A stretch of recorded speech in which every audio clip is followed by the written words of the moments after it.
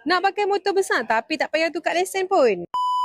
Ni lah dia Kawasaki Versys 250 sebiji touring adventure bike main dengan 250cc je. Motor ni pun main dengan double cylinder, double overhead cam, liquid cool. Motor pun main dengan macam-macam features, termasuklah skid plate. Handguard pun dah siap ada dah. Abang nak buat light off-road pun boleh ni. Crash bar pun abang tak payah fikir yang aftermarket dah. Kawasaki bagi siap dah ni. Selain tu, sideboard dekat bahagian kiri kanan ni Kawasaki bagi free je dekat abang. Sideboard pun dapat yang original daripada Kawasaki tau. Okey, mai tengok tayar depan belakang, mai single disc brake, tu piston caliper daripada Nissin. Dekat bahagian belakang pula ada single disc brake, single piston caliper juga. Tapi dua-dua tayar main lengkap dengan ABS. Abang tak payah risaulah. Walaupun motor ni nampak besar tapi maintenance dia tak teruk sebab sisi dia kecil je. So kalau abang nak buat touring, abang nak buat pakai daily pun tak ada masalah ni. Dekat depan ni pun Kawasaki bagi satu power outlet. Abang nak charge handphone pun boleh. Motor pun memang convenient. Abang nak dapatkan, tekan beg biru dekat bawah. Nanti kami roger semua detail. Nak tanya apa lagi pasal Versys ni? Komen je dekat bawah. Bagi yang belum follow, minta tolong follow dulu. Bye.